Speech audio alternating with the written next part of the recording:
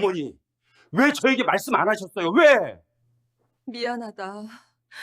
이게 그분의 부탁이셨어. 1장 고백처럼 터져나온 어머니의 울음. 40년 전 제 인생에서 가장 벅차고도 서러운 날이었습니다. 좁디 좁은 단칸방 헤진 장판 위에서 저와 어머니는 서로를 부둥켜 안고 울었습니다. 손에 쥔 것은 꿈과 희망이 담긴 대학 합격 통지서였지만 그 기쁨보다 더 무겁게 저희를 짓누른 건 등록금이라는 현실의 장벽이었습니다. 당시 제 첫 학기 등록금은 가난한 저희 집에게는 감히 상상할 수 없는 거의 집 한 채 값에 맞먹는 거금이었습니다. 그 돈은 저희 가족의 모든 것을 걸어야만 마련할 수 있는 생존과 직결된 금액이었습니다. 어머니, 정말 고맙습니다. 어떻게 이 큰 돈을 다 마련하셨어요? 제가 꼭 성공해서 이 은혜를 갚을게요. 평생 잊지 않겠습니다. 떨리는 목소리로 감사를 전하는 저를 바라보시던 어머니의 눈빛은 지금도 잊히지 않습니다. 그 눈빛에는 기쁨과 안도감은 잠시뿐, 곧바로 형언할 수 없는 깊은 슬픔과 고통, 그리고 비밀을 지켜야 한다는 강한 의무감이 뒤섞여 있었습니다. 아버지는 이미 수년 전 사고로 세상을 떠나셨기에 어머니는 가장의 무게를 홀로 처절하게 감당하고 계셨습니다. 아버지를 대신해 어머니가 힘겹게 거의 비명처럼 내뱉은 대답은 평생 제 가슴에 쇠망치로 내리치는 듯한 무게로 박혔습니다. 너는 이 어미 아비 생각해서라도 그 등록금 값으로 사람이 돼야 한다. 빚을 내서라도 너는 공부를 시켜야지. 우리처럼 살게 할 수는 없어. 이 돈은 우리가 뼈를 깎고 피눈물을 흘려 마련한 돈이다. 이 사실을 절대로 잊으면 안 된다. 어머니가 말한 빚은 단순한 경제적인 빚이 아니었습니다. 그것은 곧 저를 짓누르는 평생의 무게, 자식으로서 반드시 성공해서 가난의 사슬을 끊어야 한다는 숙명적인 의무였습니다. 저는 제가 성공해서 이 빚을 갚는 것이 어머니의 굽어진 허리와 굳은 살 박힌 손을 펴드리는 유일한 길이라고 믿었습니다. 밤낮 없이 공사판을 전전하며 힘겹게 일하셨던 어머니의 주름진 얼굴과 굳어진 어깨가 그 모든 고통의 증거였고 제 성공의 원동력이었습니다.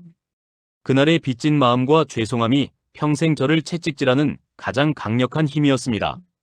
그 무게가 없었다면 지금의 저는 결코 없었을 겁니다. 세월이 흘러 저는 흔히 말하는 개천에서 용난 케이스가 되었습니다. 저는 한 번도 제 배경을 부끄러워하거나 숨기지 않았습니다. 오히려 그 가난이 제게 준 뼈아픈 교훈과 성실함 덕분에 60대 초반에 건설회사의 임원으로 성공적으로 은퇴할 수 있었습니다. 제 아내와 딸, 사위 모두 제가 이룩한 성공을 자랑스러워했고 저는 남부럽지 않은 평온한 노후를 보내고 있었습니다. 하지만 제 성공의 밑바탕에는 늘 가난했던 부모님의 헌신과 희생이 깔려 있었습니다. 특히 그 첫 학기 등록금의 기억은 시간이 흐를수록 더욱 선명해져 저를 엄습했습니다. 당시의 고통이 얼마나 컸는지 알기에 저는 감히 그 돈을 어떻게 마련했는지 어머니께 다시 묻는 것조차 불효라고 생각했습니다. 그저 매년 부모님 기일이나 명절이면 저는 늘 속으로 다짐했습니다. 아버지, 어머니, 제가 그 등록금 무게를 잊지 않고 살았습니다. 두 분의 목까지 열심히 살았습니다. 부디 편히 쉬세요. 제 성공은 두 분의 희생 덕분입니다. 그 무게는 저를 세상의 모든 유혹과 시련 앞에서 겸손하게 했고 사회에 받은 은혜를 되갚아야 한다는 사명감을 심어주었습니다. 은퇴 후 작은 봉사활동을 시작한 것도 어쩌면 제가 평생 갚아야 할 마음의 빚을 조금이나마 덜어내기 위해서였을 겁니다. 저는 제가 받은 큰 사랑을 작은 방식으로라도 세상에 되돌려 주어야 한다고 생각했습니다. 그런데 며칠 전이었습니다. 80대 후반의 어머니는 평생을 강인하게 살아오신 분입니다. 제 아내와 딸 앞에서조차 당신의 고통이나 약한 모습을 보이지 않으려 평생 노력하신 분입니다. 그런 어머니가 갑자기 거실 소파에 앉아 계신 저를 찾아오셨습니다. 어머니는 제 앞에 서서 제 손을 잡으시더니 갑자기 몸을 떨며 흐느끼셨습니다. 그 울음은 기쁨도 슬픔도 아닌 깊은 회한과 40년을 견딘 비밀의 무게가 터져나오는 듯한 서글픈 절규였습니다. 성민아, 이제는 내가 알 때가 된 것 같구나. 더 이상 나 혼자 감당할 수가 없구나. 어머니의 목소리는 너무나 떨려서 제대로 이어지지 않았습니다. 저는 영문을 몰라 숨을 죽였지만 그 눈물의 고백이 제가 40년 동안 굳건히 믿어왔던 삶의 근간, 즉 부모님의 희생이라는 진실을 송두리째 뒤집어 놓을 거라는 사실은 바로 그때였습니다. 어머니, 왜 갑자기 우세요? 대체 무슨 일 있으세요? 혹시 몸이 안 좋으신가요? 제게 숨기는 일이라도 있으세요? 다 말씀하세요. 저는 불안한 마음으로 어머니를 다독이며 등을 쓸어내렸습니다. 어머니는 한참 동안 제 손만 잡고 계시다가 마침내 침실 깊숙한 곳, 낡은 장롱 속에 숨겨두었던 나무 상자 하나를 들고 나오셨습니다. 그 상자는 어머니가 평생 가장 소중하게 여기셨던, 누구에게도 보여주지 않으셨던 물건들을 담아두는 곳이었습니다. 저조차도 처음 보는 상자였습니다. 어머니는 조심스럽게 상자를 열었습니다. 그 안에는 아버지의 젊은 시절 사진, 빛바랜 혼인 서류, 그리고 제 어릴 적 졸업장 등 세월의 흔적이 가득한 가족의 역사가 잠들어 있었습니다. 그 물건들 아래에 누렇게 변색된 작은 수첩 한 권과 함께 낡은 은행 통장 하나가 놓여 있더군요. 어머니는 손을 떨며 그 두 가지를 꺼내 제게 건네셨습니다. 성민아, 통장. 이 통장이 너의 대학 등록금 진실을 담고 있단다. 사실은 어머니가 제게 건넨 은행 통장의 표지는 어머니의 이름으로 되어 있었습니다. 하지만 표지 한쪽 구석에는 연필로 흐릿하게 적힌 김영감이라는 세 글자가 제 눈에 박혔습니다. 김영감. 그 이름은 마치 40년 전에 잊힌 유령처럼 제 의식을 강하게 때렸습니다. 저는 그 이름이 왜 여기에 있는지, 왜 어머니의 통장에 적혀 있는지, 그리고 그 낡은 통장이 40년 전 저의 대학 등록금과 어떤 연관이 있는지 도저히 짐작할 수 없었습니다. 하지만 어머니의 떨리는 손과 애끓는 눈빛은 그 통장에 제 평생의 오해와 진실이 모두 담겨 있음을, 그리고 그 진실이 제 삶을 송두리째 흔들 것임을 예고하고 있었습니다. 저는 떨리는 손으로 통장을 펼쳤습니다. 손때 묻은 종이 속에는 40년 전 제가 대학에 입학하기 직전의 날짜에 엄청난 금액이 단 한 번에 입금된 기록이 선명하게 남아 있었습니다. 입금자의 이름은 없었지만 그 금액은 바로 제 첫 학기 등록금과 정확히 단 1원도 틀리지 않고 일치했습니다. 저는 온몸의 피가 거꾸로 솟는 듯한 충격을 받았습니다. 제 성공의 근간이라고 믿었던, 부모님의 피와 땀으로만 알았던 그 돈의 출처가 제가 불편해하고 멀리했던 이웃 어른의 이름 김영감과 얽혀 있다는 사실을 도저히 받아들일 수가 없었습니다. 제 머릿속은 왜, 어떻게? 라는 질문으로 가득 찼습니다. 어머니, 에이? 이게 대체 무슨 말씀이세요? 김영감님은 돌아가신 아버지를 대신해 돈을 빌려주신 분인가요? 아니면 무슨 연관이? 어머니는 결국 참지 못하고 제 어깨에 기대어 통곡하셨습니다. 그 느낌 속에서 어머니는 40년간 가슴속에 묻어두었던 세상에서 가장 고독하고도 따뜻한 비밀을 털어놓기 시작하셨습니다. 그때 내가 합격 소식을 들고 울던 날 밤이었단다. 집 대문 앞에서 쪼그려 앉아 담배를 태우고 계시던 김영감이 나를 조용히 부르더구나. 늘 그랬듯이 아무 말 없이 묵묵히 나를 바라보시더니 그러시더구나. 어머니는 잠시 숨을 고르셨습니다. 이 돈은 내가 평생 모은 돈이다. 성민이 대학 등록금으로 써라. 내가 이 돈을 받는 대신 딱 한 가지 약속만 해라.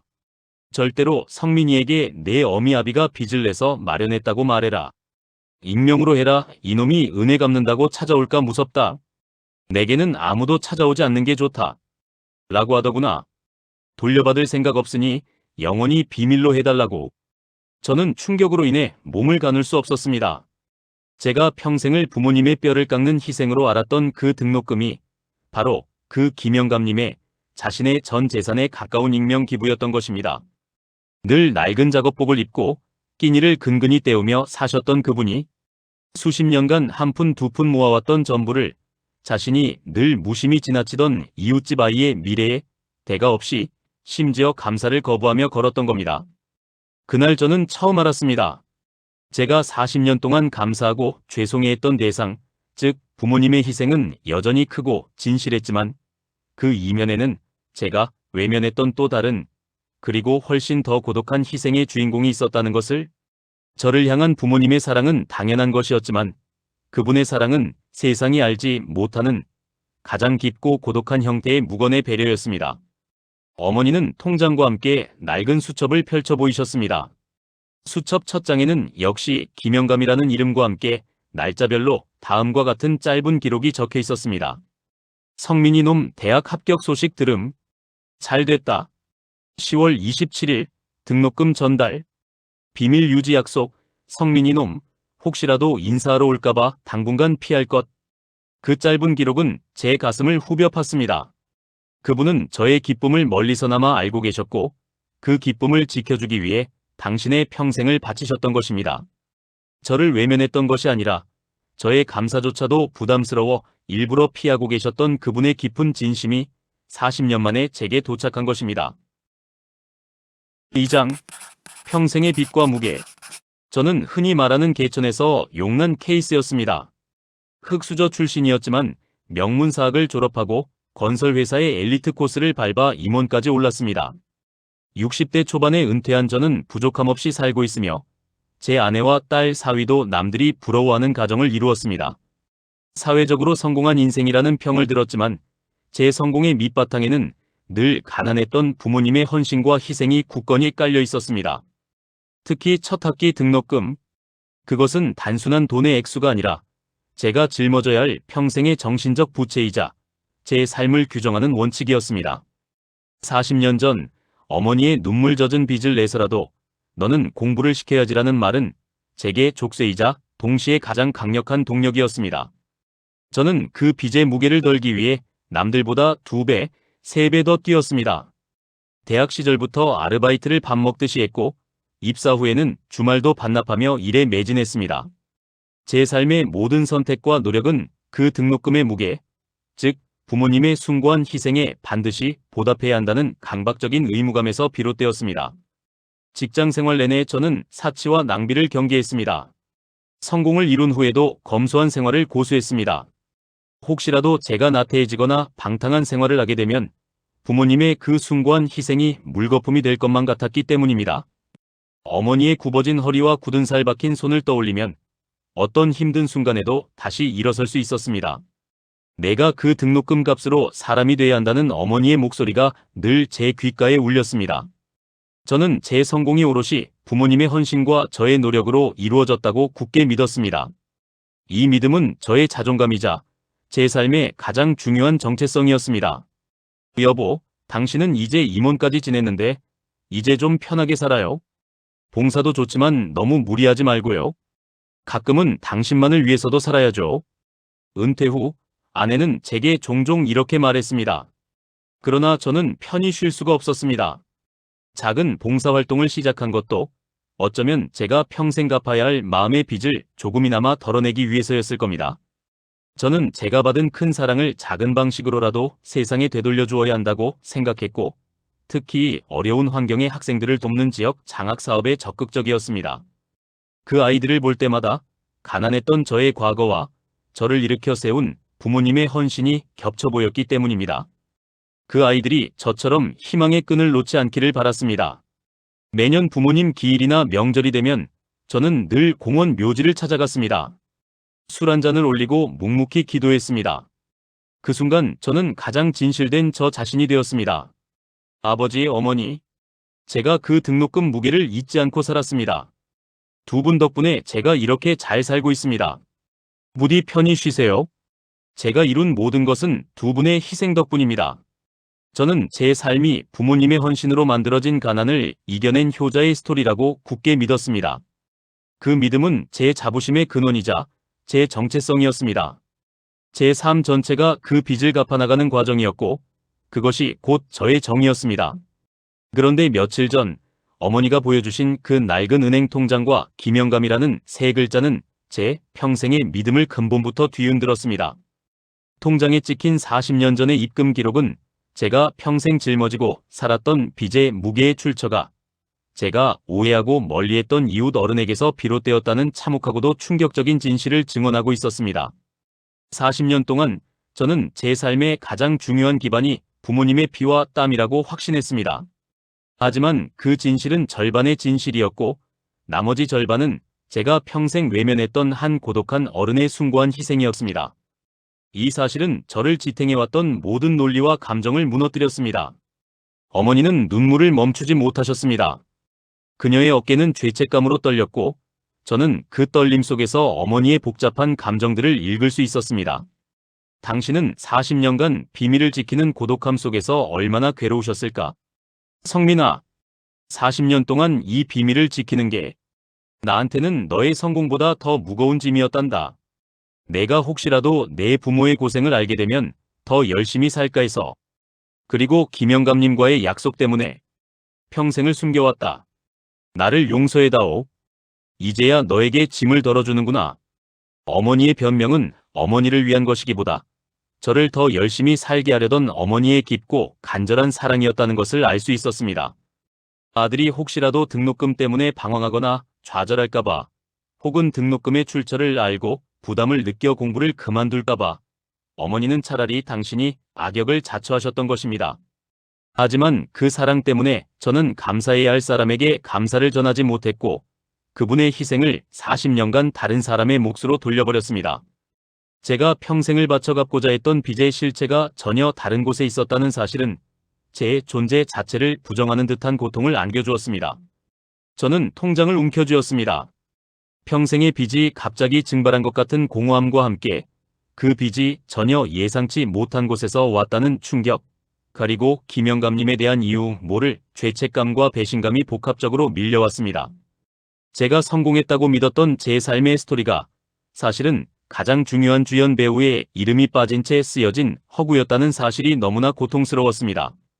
어머니, 그럼 김영감님은 저희에게 왜 이런 큰 돈을 주신 거예요? 저희와 무슨 관계였나요? 제가 왜 그분을 기억하지 못했을까요? 저는 그분을 솔직히 정이 없고 무뚝뚝한 사람으로 기억하고 있었는데, 저는 어머니에게 끊임없이 질문했지만 어머니는 흐느끼실 뿐 제대로 대답하지 못하셨습니다. 그저 낡은 상자 속에서 빛바랜 작은 수첩 한 권을 꺼내 제게 건네셨습니다. 그 수첩은 어머니가 아닌 김영감님의 수첩처럼 느껴졌습니다. 이 수첩에 그분의 마음이 조금은 담겨 있을 거다. 내가 직접 봐라. 이제는 내가 진실을 마주할 때다. 수첩 표지에는 연필로 쓴 1985년 가을의 기록이라는 글씨가 희미하게 남아 있었습니다. 40년 전 제가 대학 합격 통지서를 받았던 바로 그 해였습니다. 제가 그토록 궁금해했던 김영감이라는 이름과 그분의 숨겨진 마음이 바로 이 낡은 수첩 속에 잠들어 있을 것이라는 생각에 저는 숨을 멈추고 수첩을 펼쳤습니다. 제 삶을 지탱했던 평생의 빚이 이제 40년의 오해로 바뀌고 그 오해의 근원을 찾아 들어가는 순간이었습니다. 저는 그 수첩을 펴는 순간이 40년 전의 대학 합격의 순간보다 더 떨리고 무서웠습니다. 왜냐하면 저는 그 수첩에서 제가 평생 외면했던 한 영혼의 고독한 진실을 마주해야 했기 때문입니다. 제가 정이 없다고 단정했던 그분의 마음에 새겨진 깊고 따뜻한 슬픔을 읽어야 했기 때문입니다. 3장. 낡은 상자 속 작은 수첩. 어머니에게서 건네받은 낡은 수첩은 빛바랜 종이와 손때 묻은 가죽 표지가 세월의 무게를 말해주고 있었습니다. 저는 떨리는 손으로 수첩을 펼쳤습니다. 그 작은 수첩에는 40년 전의 진실이 고스란히 봉인되어 있었습니다. 제가 외면하고 오해했던 김영감이라는 어른의 고독한 일상과 제 인생에 숨겨진 비밀이 이 수첩 안에 있었습니다. 수첩 첫 장에 익숙하면서도 낯선 이름이 다시 한번 눈에 들어왔습니다. 김영감. 그리고 그 아래에 날짜와 함께 짧은 기록들이 연필로 희미하게 적혀 있었습니다. 기록은 40년 전 제가 어릴 적 살던 동네에서의 일상적인 메모부터 시작했습니다.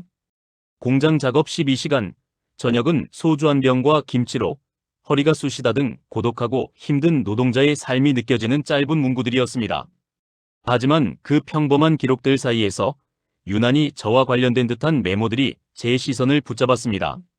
성민이 놈, 오늘 동네 아이들과 싸우는 것 보았다. 눈에 도끼만 가득하다. 날짜 1984년 늦봄. 성민이 어머니, 오늘도 야근한다. 얼굴에 그림자가 짙다.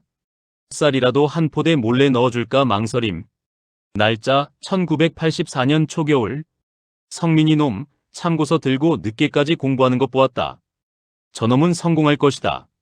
날짜 1985년 초. 이 기록들은 저에게 큰 충격이었습니다. 저는 김영감님이 저희 가족에게 완전히 무관심했다고 생각했습니다. 저희 집은 워낙 가난했고 그분은 늘 홀로 지내셨기에 저희 가족과는 교류가 거의 없었으니까요.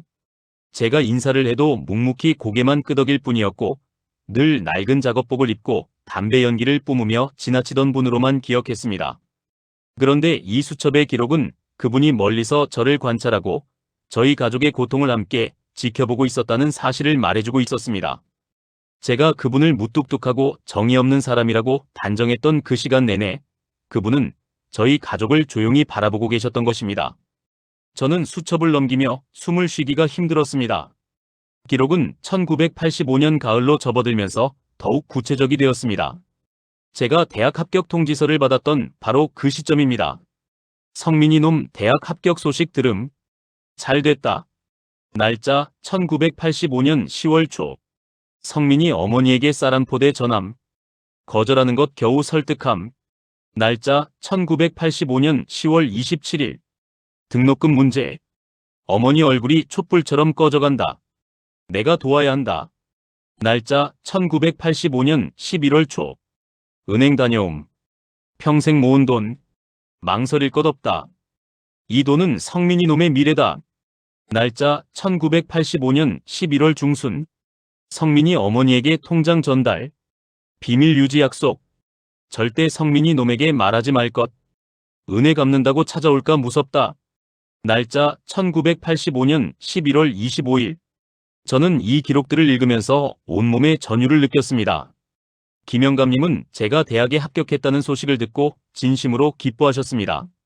그리고 저희 어머니의 고통을 외면하지 못하고 당신의 전 재산을 내어주기로 결정하셨습니다. 그분의 고독했던 삶과 평생의 땀이 담긴 통장이 바로 저의 대학 등록금이 되었던 것입니다. 제가 평생을 부모님의 뼈를 깎는 희생으로만 알았던 그 돈이 사실은 제가 무관심했던 이웃의 가장 따뜻하고 고독한 배려였다는 사실은 저를 부끄럽게 만들었습니다. 갑자기 수첩의 한 페이지에서 손톱으로 강하게 눌러 쓴 듯한 마치 감정을 토해내듯 격렬한 글씨체가 나타났습니다. 그 내용은 저와 관련된 과거의 한 사건을 언급하고 있었습니다. 1983년 여름, 성민이 놈 놀이터에서 크게 넘어짐. 울면서 나를 보더라. 나도 모르게 울지 마. 넌 울 때가 아니라 내 할 일을 해야지라고 해버렸다. 놈이 상처받은 얼굴. 후회된다. 어린 놈에게 정을 줘서는 안 된다. 내가 먼저 정을 끊어야 한다. 그렇지 않으면 나중에 놈이 나를 찾아올 것이다. 나는 혼자가 편하다. 이 기록을 읽는 순간 40년 전의 기억이 생생하게 되살아났습니다. 아버지가 돌아가신 후 동네 아이들이 저를 놀릴 때도 김영감님은 한 번도 나서서 도와준 적이 없었습니다. 오히려 제가 놀이터에서 크게 넘어져 울고 있었을 때 그분이 저를 지나치며 던진 그 차가운 말이 어린 저에게 깊은 상처로 남아 있었습니다. 저는 그 말을 듣고 그분을 정이 없는 사람, 무뚝뚝하고 차가운 사람이라고 단정했습니다. 울지 마. 넌 울 때가 아니라 내 할 일을 해야지. 당시 저는 그분의 무관심이 어린 저에게는 상처였고 그분의 차가움이 저를 외면했다고 생각했습니다. 그런데 수첩 속의 기록은 달랐습니다. 그분은 저를 외면한 것이 아니라 일부러 저에게 상처를 주면서까지 거리를 두려 하셨던 것입니다. 혹시라도 제가 그분에게 정을 느껴 나중에 은혜를 갚으러 오거나 혹은 그분의 외로움을 채워주려 할까봐 먼저 냉정한 벽을 치신 것이었습니다. 그분의 차가움은 사실 고독한 배려였습니다. 저는 이 작은 수첩에서 김영감님의 평생의 고독을 엿보았습니다.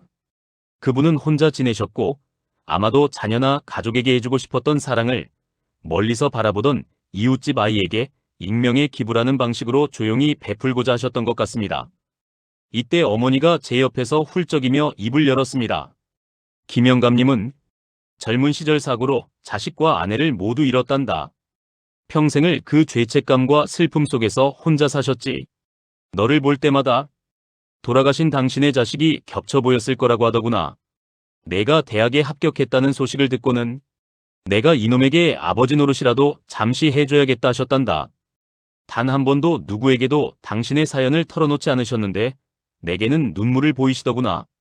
어머니의 이야기를 들으니 제 가슴이 찢어지는 듯 했습니다. 제가 평생 외면했던 그분은 사실 저에게 익명의 아버지가 되어주셨던 것입니다. 그분의 냉랭함은 저를 향한 미움이 아니라 저의 미래를 지켜주기 위한 자기 희생이었고, 혹시라도 제가 자신에게 은혜라는 족쇄를 걸까봐 미리 치신 방어막이었습니다. 저는 그제야 깨달았습니다. 제가 그토록 감사했던 부모님의 희생은 진실이었지만 그 희생을 가능하게 했던 등록금은 가장 고독하고 깊은 곳에서 온 익명의 사랑이었다는 것을. 저는 40년 동안 제 삶의 가장 중요한 은인에게 감사 대신 오해와 무관심을 보냈습니다. 제 성공의 밑바탕에 깔려있던 굳건한 헌신은 사실 두 겹의 사랑이었습니다. 부모님의 희생과 그리고 김영감님의 고독한 희생이었습니다. 저는 통장과 수첩을 끌어안고 오랫동안 흐느꼈습니다.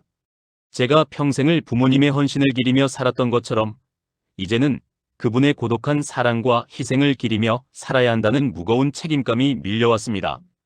어머니, 그럼 김영감님은 지금 어디 계세요? 제가 지금이라도 찾아뵙고 진심으로 감사하다는 말씀을 드려야 해요. 저는 당장이라도 그분을 찾아가 무릎 꿇고 용서를 빌고 싶었습니다. 그러나 어머니의 다음 말은 제게 또 한 번의 깊은 절망과 후회를 안겨주었습니다. 4장. 쌀쌀 맞았던 이웃 어른. 어머니는 제게 가장 잔인한 진실을 털어놓았습니다. 성민아, 이제 와서 찾아뵌다고 해도 김영감님은 이미 이 세상 분이 아니시란다. 내가 은퇴하고 얼마 지나지 않아 홀로 쓸쓸히 돌아가셨지. 저는 온몸의 피가 차갑게 식는 것을 느꼈습니다. 제가 평생을 바쳐 감사해야 할 분이 제가 성공한 모습을 끝내보지 못하고 저의 진심 어린 감사를 받지 못한 채 홀로 세상을 떠나셨다는 사실이 너무나 고통스러웠습니다. 가슴이 찢어지는 듯한 후회와 자책감이 밀려왔습니다. 제가 조금만 더 일찍 이 진실을 알았더라면, 제가 그분을 정이 없는 사람으로 오해하지 않았더라면, 저는 어머니에게 김영감님이 돌아가신 경위에 대해 자세히 물었습니다. 어머니는 눈물을 훔치며 힘겹게 말을 이어가셨습니다. 그분은 평생을 혼자 사셨다. 너에게 등록금을 주고 난 후에도 늘 똑같이 낡은 작업복을 입고 사셨지. 동네 사람들은 그분을 그냥 가난하고 무뚝뚝한 노인으로만 알았단다. 나조차도 그분이 겪은 고통을 다 알지 못했는데 그저 내 등록금을 주신 은인이라는 생각에 평생 그분에게 조용히 밥이라도 한 끼 대접하고 싶었지만 그분은 늘 쌀쌀맞게 거절하셨단다. 어머니는 김영감님이 돌아가시기 몇 년 전 몸이 많이 쇠약해졌을 때도 끝까지 도움을 거부하셨다고 했습니다. 내가 이 돈을 돌려받으려고 준 게 아니다. 내게는 아무것도 바라지 마라. 내 자식 사람만 잘 되면 된다. 라고 늘 벽을 치셨지. 당신의 고독을 아무에게도 방해받고 싶지 않다는 듯이 말이야. 저는 수첩을 다시 펼쳐 제가 그분을 쌀쌀 맞았던 이웃 어른으로 오해했던 그날의 기억을 곱씹었습니다.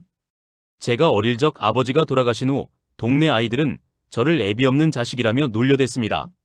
어린 저는 세상이 무너지는 듯한 고통을 느꼈습니다. 김영감님은 늘 그 장면을 멀리서 지켜보고 계셨습니다.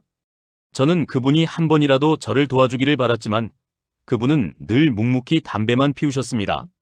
한 번은 제가 놀이터에서 크게 넘어져 무릎이 깨지고 아이들의 놀림에 서러움이 폭발해 울고 있었을 때였습니다. 저는 그분이 저를 지나치지 않고 따뜻한 위로라도 건네주기를 간절히 바랐습니다. 제가 올려다본 그분의 얼굴은 늘 그렇듯 무표정했고 눈빛은 깊은 그늘에 가려 있었습니다. 그리고 그분이 제게 건넨 말은 어린 제게 비수처럼 박혔습니다. 울지 마. 넌 울 때가 아니라 내 할 일을 해야지. 저는 그 말을 듣고 어린 마음에 크게 상처를 받았습니다.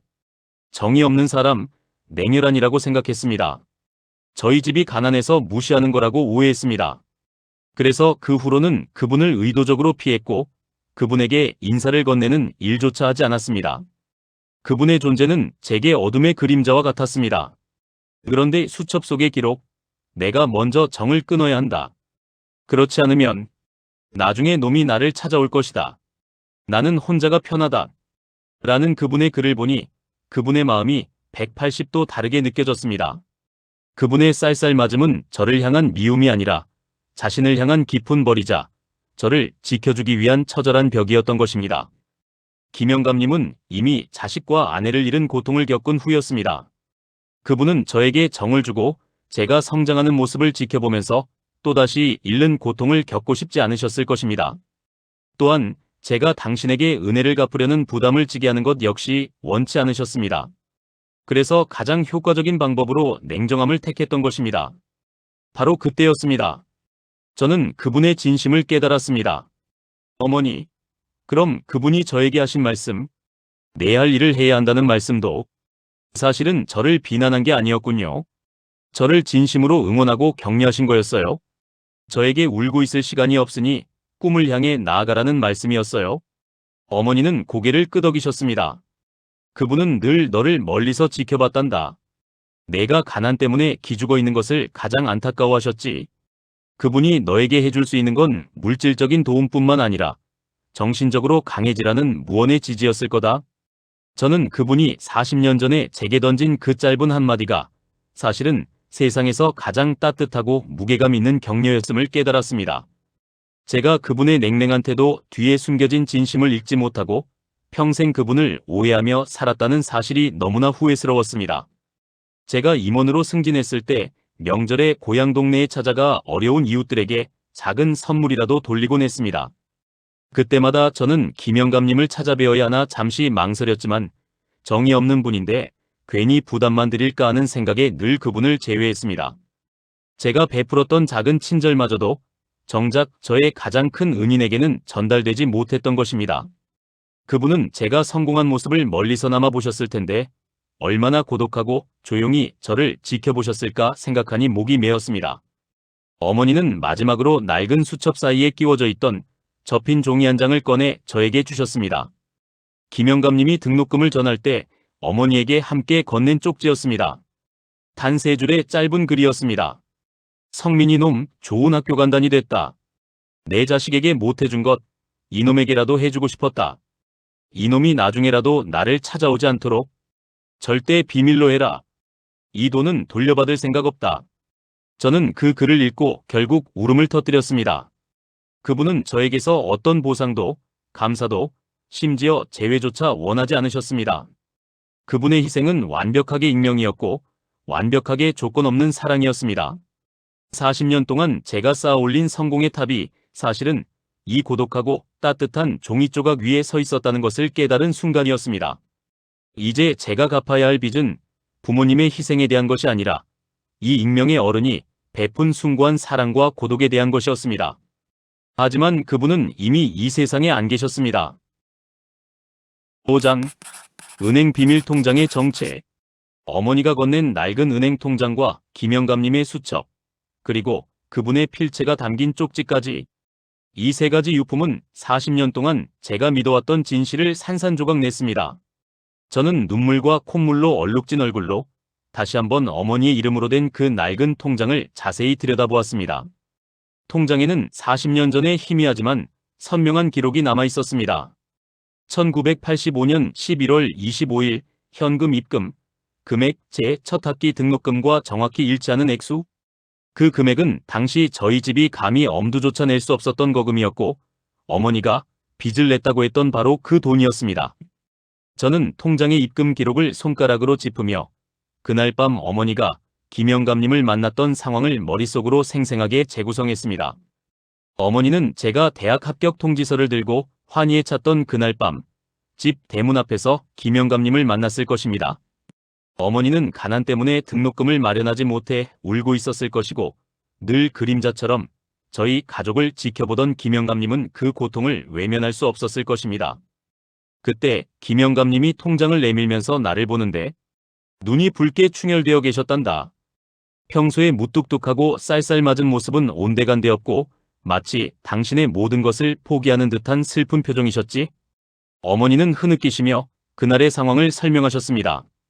김영감님은 그 통장을 어머니에게 건네면서 이것이 당신의 평생을 건 마지막 베풀림을 명확히 하셨다고 합니다. 이 돈은 내가 평생 모은 돈이다. 건설 현장과 공장에서 피땀 흘려 모은 전부야. 성민이 등록금으로 써라. 다른 데 쓰지 마라. 대신 약속해라. 내 어미 아비가 뼈 빠지게 벌었다고 말해라. 익명으로 해라. 이놈이 나중에 은혜 갚는다고 찾아올까 무섭다라고 하더구나. 돌려받을 생각은 추호도 없다고. 저는 김영감님이 평생 입었던 낡은 작업복과 늘 피우시던 저렴한 담배 냄새를 기억했습니다. 그분은 한 번도 좋은 옷을 입거나 사치를 부린 적이 없었습니다.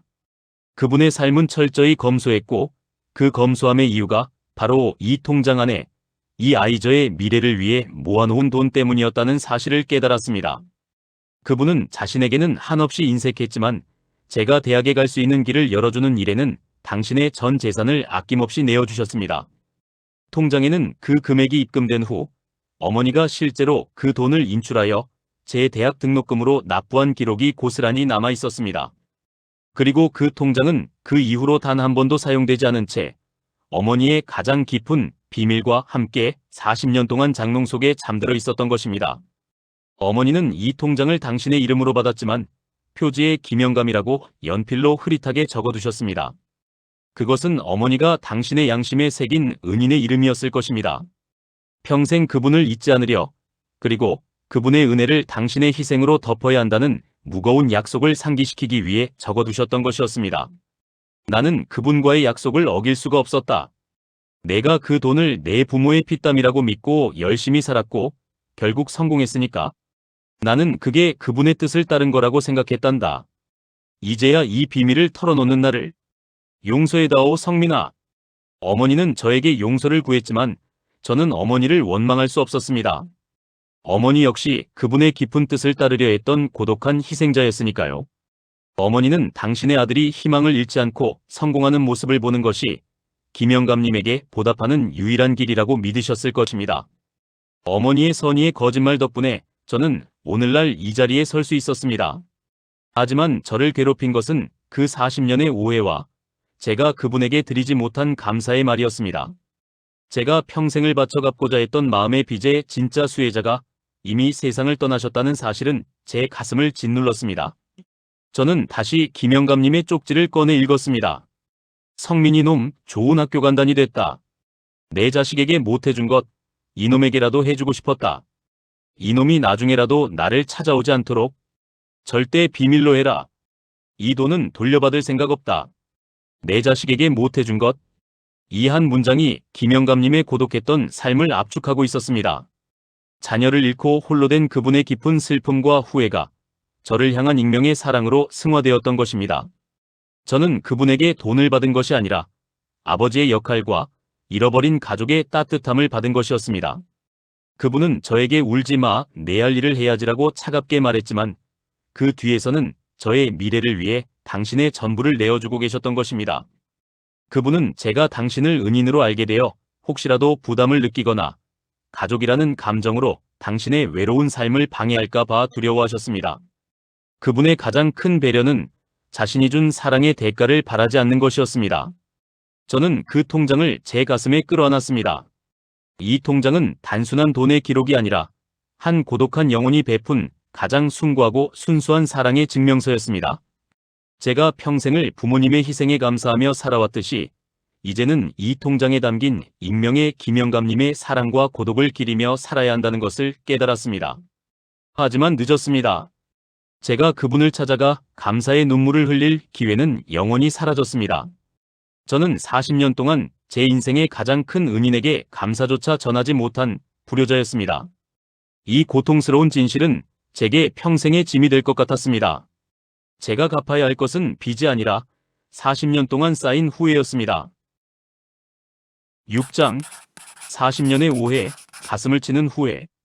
김영감님의 쪽지, 어머니의 눈물 젖은 고백, 그리고 40년 전의 진실이 담긴 은행 통장은 제 손 안에서 불덩이처럼 뜨거웠습니다.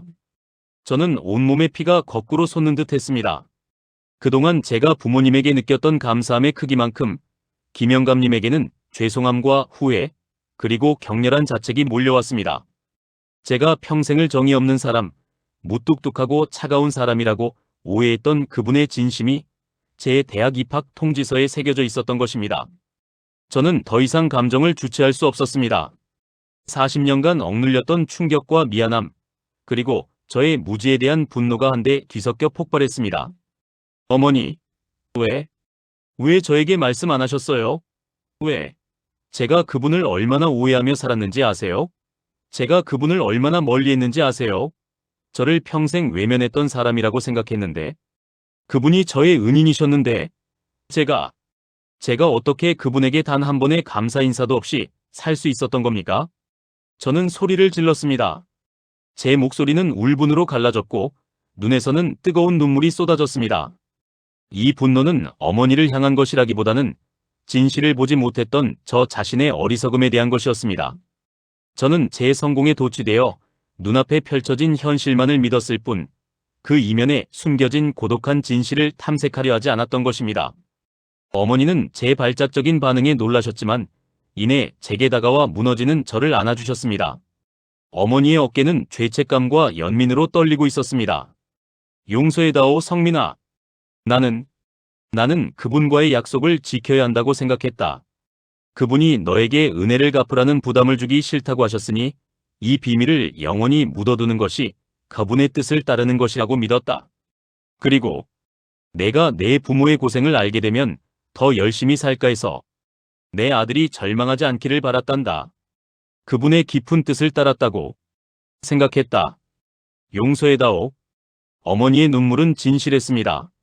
어머니는 당신의 아들을 지키기 위해 그리고 익명의 은인의 뜻을 존중하기 위해 40년 동안 홀로 그 무거운 비밀을 감당해 오셨던 것입니다. 어머니 역시 이 진실의 희생자였음을 깨닫자 어머니를 향한 제 분노는 연민과 용서로 바뀌었습니다. 어머니, 알겠습니다. 어머니 마음, 제가 이제야 알겠습니다. 하지만 김영감님께는요, 제가 그분에게 진심으로 사과하고 감사하다고 말씀드릴 기회조차 영원히 사라졌다는 게 제 가슴을 찢어놓습니다. 제 가슴은 고마움과 미안함, 후회와 자책감으로 무너져 내렸습니다. 40년의 오해. 그동안 저는 제가 감사해야 할 가장 중요한 사람에게 감사하지 못했고 그분의 숭고한 희생을 평생 제 부모님의 몫으로 돌려버렸습니다. 제가 성공했다고 믿었던 제 삶의 스토리가 가장 중요한 페이지가 뒤바뀐 채 쓰여진 위작처럼 느껴졌습니다. 저는 낡은 수첩을 다시 펼쳐 김영감님이 저에게 던진 유일한 훈계, 울지마. 넌 울 때가 아니라 내 할 일을 해야지라는 문구를 손가락으로 더듬었습니다. 이 말은 저를 향한 가장 뜨거운 응원이자 자신의 감정을 숨기려 했던 마지막 노력이었을 것입니다.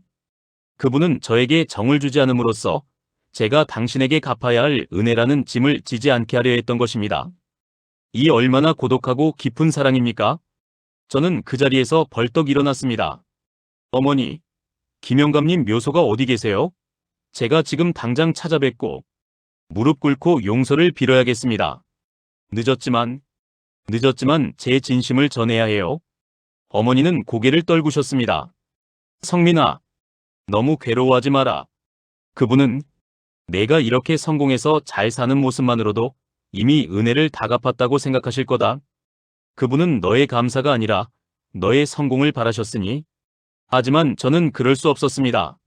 물질적인 성공이 그분의 희생에 대한 보상이 될 수는 없습니다. 진심 어린 감사가 빠진 성공은 공허할 뿐입니다. 저는 아내와 딸에게 그동안의 모든 진실을 털어놓았습니다. 아버지, 당장 짐을 싸세요. 저와 함께 김영감님 묘소에 가요.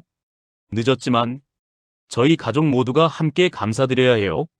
저희가 오늘날 누리는 모든 것에 그분의 숭고한 희생이 깔려 있다는 것을 잊지 말아야죠. 딸의 말에 저는 정신이 번쩍 들었습니다. 저는 더 이상 주저할 시간이 없었습니다. 그분의 묘소라도 찾아가 제 후회와 감사를 토해내야 했습니다.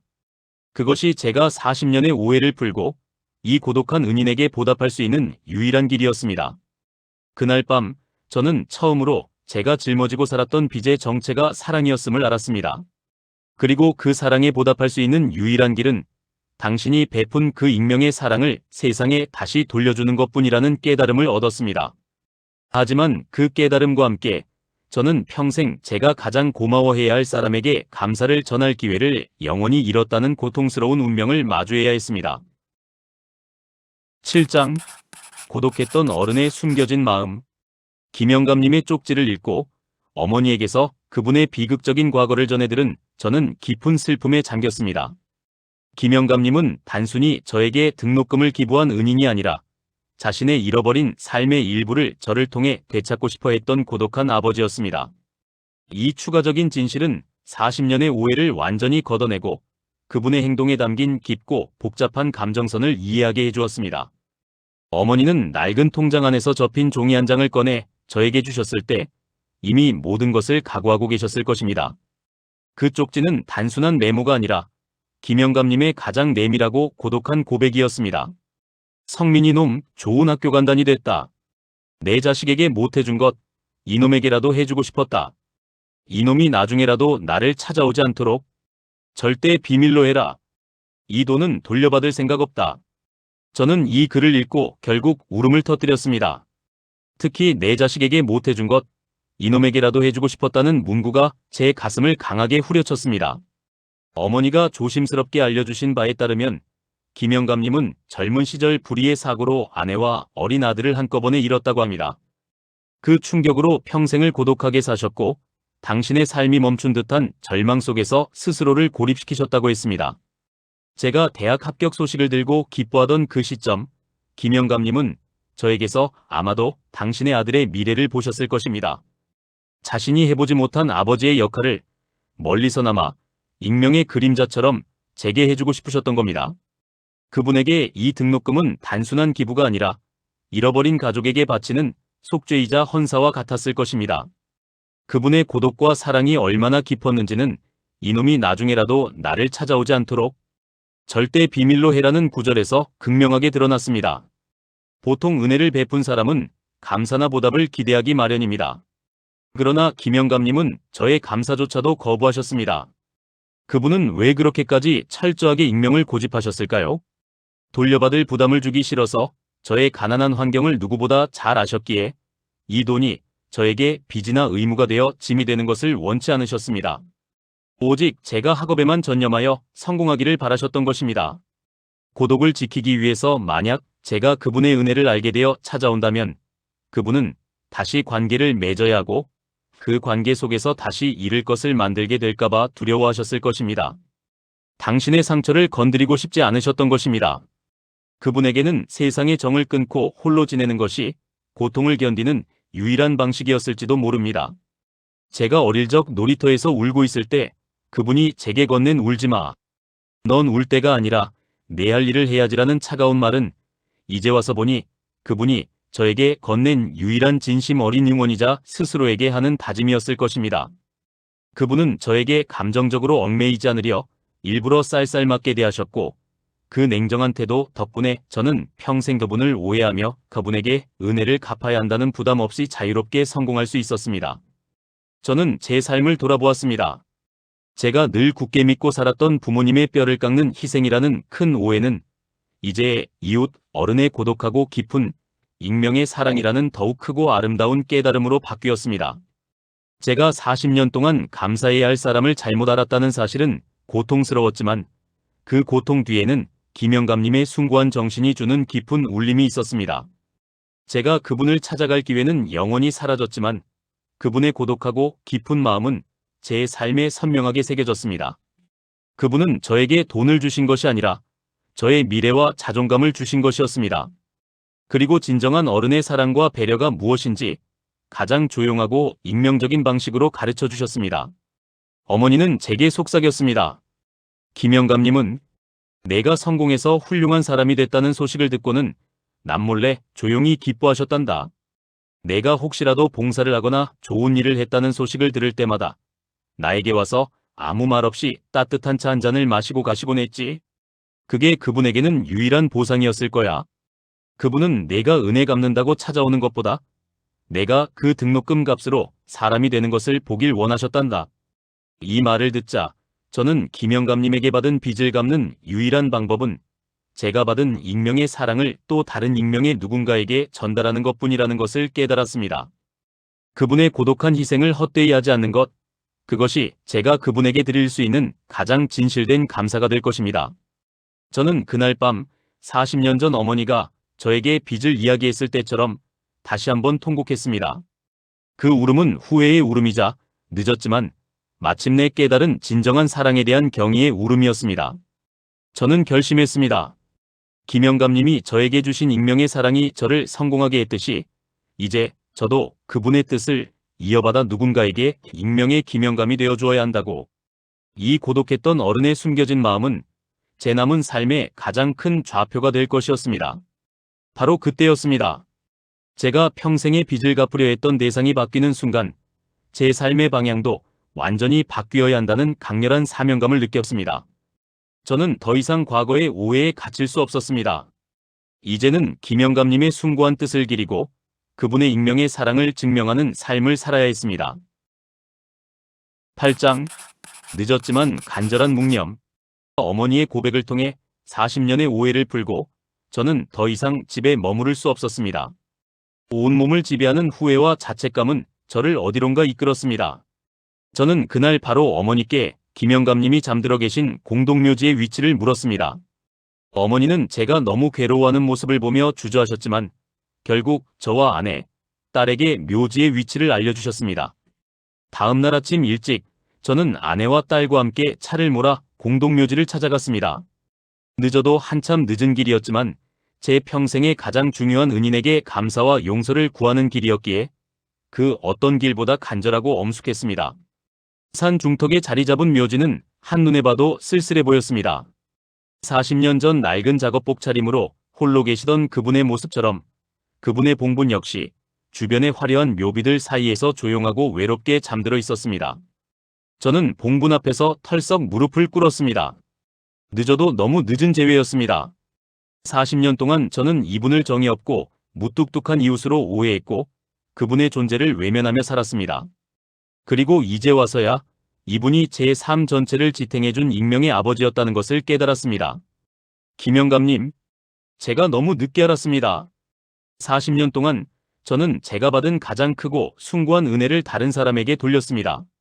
죄송합니다. 정말 죄송합니다.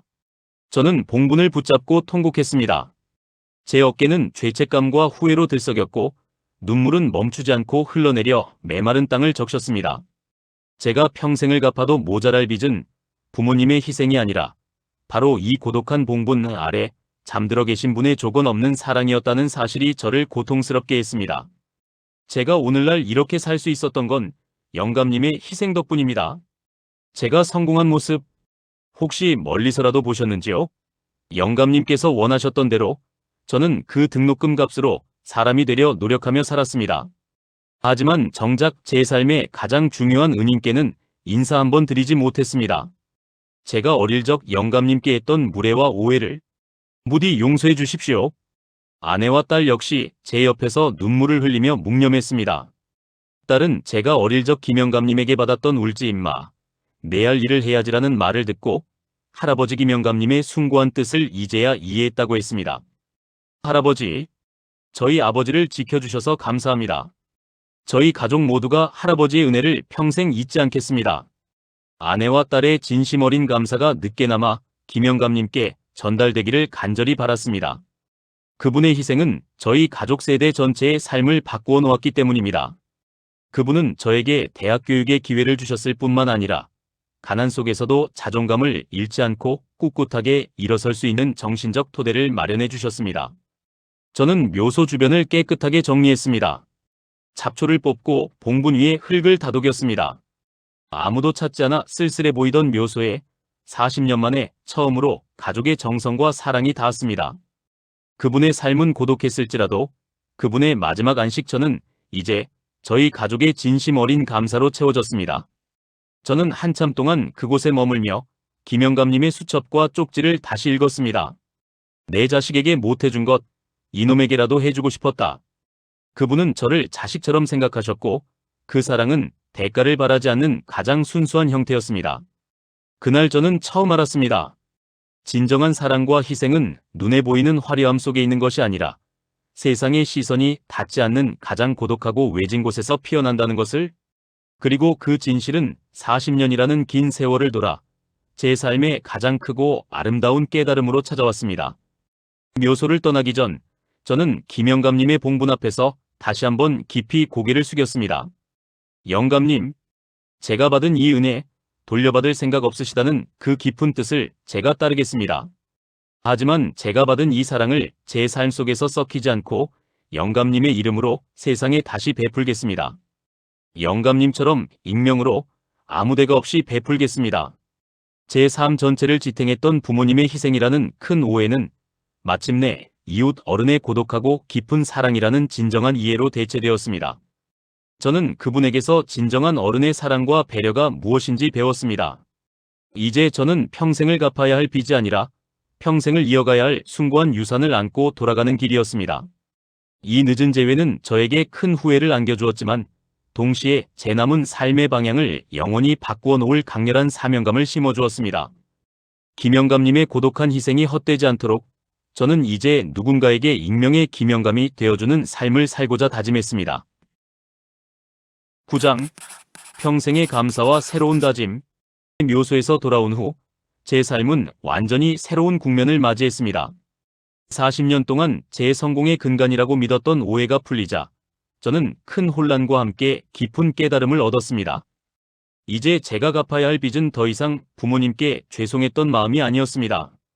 그것은 바로 익명의 희생으로 저를 키워낸 김영감님의 깊고 고독한 뜻을 이어받는 것이었습니다. 집으로 돌아온 저는 가장 먼저 어머니를 찾아뵈었습니다. 어머니는 제가 김영감님께 용서를 구하고 돌아온 모습을 보고 비로소 안도의 눈물을 흘리셨습니다.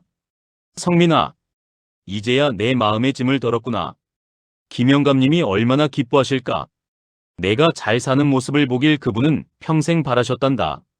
저는 어머니의 손을 잡고 말씀드렸습니다. 어머니 고맙습니다. 어머니의 그 40년의 침묵이 저를 성공하게 했습니다. 어머니의 희생과 김영감님의 희생 모두 제게는 평생의 은혜입니다. 하지만 이제부터는 김영감님의 뜻대로 살겠습니다. 그분이 저에게 아무것도 바라지 않으셨듯이 저도 누군가에게 아무것도 바라지 않는 사랑을 베풀겠습니다. 어머니는 말없이 고개를 끄덕이셨습니다. 저는 그날 40년 동안 어머니가 간직하셨던 낡은 은행 통장과 수첩, 그리고 쪽지를 소중하게 보관하기로 했습니다. 그것들은 저의 성공을 증명하는 트로피가 아니라 인생의 가장 중요한 교훈이 담긴 성경과 같았기 때문입니다. 그날 이후 저는 제 삶의 방향이 바뀌었음을 느꼈습니다. 제가 짊어졌던 빚이 유산으로 변모했습니다. 저는 김영감님의 이름으로 그리고 그분의 뜻을 기리는 의미로 지역사회에 장학회를 설립했습니다. 이름은 거창하게 붙이지 않았습니다. 그저 미래를 위한 나눔이라는 익명의 재단으로 시작했습니다. 저는 매년 작은 기부금을 이 장학회에 내기 시작했습니다. 이 기부금의 목적은 오직 하나였습니다. 가난 때문에 희망을 잃을 위기에 처한 과거의 저와 같은 학생들에게 등록금과 생활비를 지원하는 것. 저는 그들이 저처럼 빚의 무게에 짓눌리지 않고 자유롭게 꿈을 펼칠 수 있기를 바랐습니다. 가장 중요한 원칙은 김영감님이 저에게 그러셨듯이 기부자가 누구인지 절대로 알리지 않는 것이었습니다. 장학금 수혜자들이 저에게 감사 인사를 하러 찾아오는 것을 원치 않았습니다. 제가 그들에게 바라는 것은 오직 하나, 그 등록금 값으로 사람이 되는 것이었습니다.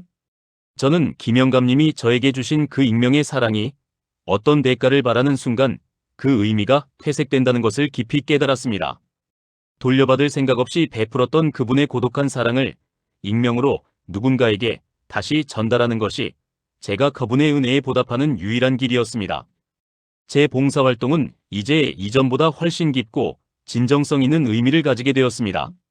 저는 장학금을 받는 아이들에게 단 한 번도 저의 정체를 밝히지 않았습니다. 그저 익명의 후원자로 남았습니다. 제가 그들에게 바라는 것은 감사 편지가 아니라 너는 그 돈으로 내야 할 일을 해야 한다는 김영감님의 메시지를 그들 스스로 깨닫는 것이었습니다. 어느 날 장학금을 받은 한 학생이 익명의 후원자에게 감사 편지를 보냈다는 이야기를 재단 담당자에게서 전해 들었습니다. 편지에는 이렇게 적혀 있었습니다. 저는 누가 저에게 이런 큰 도움을 주셨는지 알지 못합니다. 하지만 이 돈이 저에게 준 무게는 갚아야 할 빚이 아니라 책임감입니다. 저는 이 돈으로 열심히 공부해서 저처럼 어려운 누군가에게 다시 이 사랑을 돌려줄 수 있는 사람이 되겠습니다. 감사합니다. 저는 그 편지를 읽고 눈물을 흘렸습니다. 그 학생은 제가 40년 동안 깨닫지 못했던 김영감님의 깊은 뜻을 이미 이해하고 있었습니다. 김영감님의 익명의 사랑은 이렇게 40년을 넘어 다음 세대로 전달되고 있었습니다. 저의 삶은 평생 부모님께 감사하는 삶이었지만 이제는 누군가에게 익명의 기명감이 되어주는 삶을 살고자 합니다. 저는 이제 부모님 묘소에 갈 때마다 기명감님의 묘소에 먼저 들릅니다. 깨끗하게 정리된 그분의 봉분 앞에서 저는 묵묵히 제 삶의 이야기를 보고합니다. 영감님, 제가 40년 전에 받은 은혜, 이제 이렇게 세상에 돌려주고 있습니다. 제가 받은 사랑과 고독을 잊지 않고 살겠습니다. 부디 편히 쉬십시오. 제 삶의 결말은 부와 성공이 아니었습니다. 제 삶의 진정한 결말은 진정한 깨달음과 정의로운 베풀미였습니다. 제가 임원으로 성공했던 것보다 익명의 장학금을 통해 누군가의 인생에 희망을 전달하는 이 현재의 삶이 훨씬 더 의미있고 충만하게 느껴집니다. 그날 저는 처음 알았습니다. 진정한 사랑은 그 대가를 바라지 않는 가장 고독하고도 따뜻한 형태라는 것을. 그리고 그 진실은 40년이 지나서야 제 삶의 가장 크고 아름다운 깨달음으로 찾아왔습니다. 저의 이야기는 가난을 이겨낸 성공 스토리가 아니라 익명의 희생을 통해 완성된 한 인간의 각성서사로 기억될 것입니다.